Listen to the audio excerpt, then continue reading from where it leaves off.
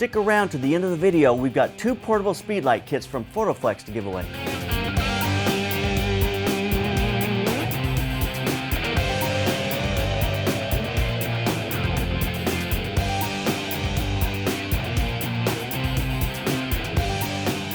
For today's slanted lens lesson, we're shooting out at Luke Air Force Base in Phoenix, Arizona. We want to get shots of fighter pilot Josh Moffet, his nickname is Chunk, with his F-16. What an incredible airplane. I really do love this sort of thing. Here are our obstacles. The airplane is aiming the wrong direction and we can't move it. Secondly, my view requires me to light the side of the F-16 with 400 watt second lights. It's pretty hard to fight the sun with 400 watt lights. And last of all, it's 105 degrees out here. When we arrived, the airplane was aimed the wrong direction. I had hoped it would be tailed towards the mountains so we could be looking north. That would have given me a great front view of the airplane with no distractions in the background. I can't shoot the tail of the airplane, so we're going to have to shoot the side of the airplane. That's going to be our best option. So the west side of the airplane, looking back towards the covered areas, was not very nice. There's too much distraction and the plane is in very broad light. Looking west, the setting sun will be over his shoulder and wash out the background unless I expose the sky and light the airplane. Let's look at the camera settings. I'm going to shoot at 100 ISO because that is as low as I can go and I need as little exposure as I can get. I'll shoot at 1/200th of a second. That's going to help darken the background. And last of all, I'm going to set my aperture at f13 to balance my exposure. We're looking slightly northwest, and here's our first image with just the ambient light.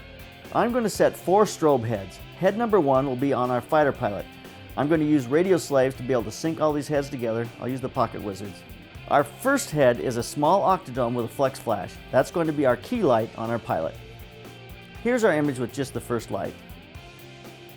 Head number 2 is a Triton that's going to be aimed at the tail section.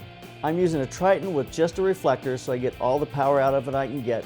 That's going to help brighten up that tail section. So now we have our key, our ambient, and our tail light. We're slowly starting to build the light on the airplane. Head number 3 is a flex flash that only has a reflector on it. It will be placed on camera right and light the midsection and wing of the airplane. That brightens up the midsection. We're getting very close. We just need to add a light on the front of the airplane. Head number 4 is a flex flash with only a reflector. It will be placed camera right and light the nose of the fighter. I tilted it up slightly to keep it off from the ground. It was brightening up the tarmac just a little too much. Here's our final lighting. You know, it took 3 lights to do it, but it really looks nice in the background. Let's take a quick look at that lighting buildup, one frame at a time.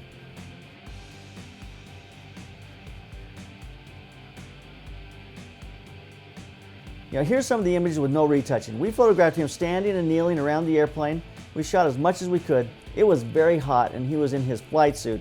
He was a trooper. He hung in there all the way. As we were finishing up and packing up the equipment, I took him around to the other side of the airplane and shot some more images. This turned out to be a great angle and a lot easier to light for sure. Here's our first shot with just the ambient light. I brought the flex flash around with that small octodome just to open the image up and get a little light on his face. In Nik's software, I took the image in and added a dark contrast layer. Then I used subtraction points to remove 70% of the effect from his face and his body. I then added straight contrast and desaturated the image in that layer. You know, I'm very pleased with this look. So here are some of the edited images.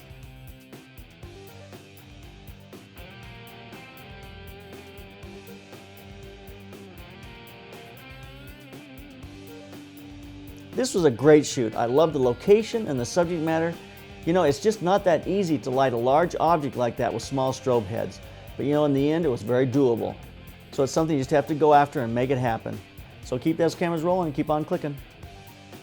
This month on the Slanted Lens, we're giving away 2 portable Speedlight kits. This is 2 small octodomes, 2 stands, 2 brackets to be able to set up your Speedlights, put it in the octodome, and 2 of the speed rings to be able to set up your octodomes. It comes in this great carrying case, so it all goes together. You can put your Speedlights in there and you're ready to go. So we're giving away 2 of these. Go to theslantedlens.com. Make sure you sign up to win a portable Speedlight kit. We're also selling this portable Speedlight kit at theslantedlens.com. It'll be at B&H prices, and we'll throw in free a digital download of our DVD series called Mastering Strobes. Great information, $79 value. We're going to add it to this kit if you buy it from theslantedlens.com. So make sure you sign up to win, and if you don't win, make sure you purchase it from theslantedlens.com.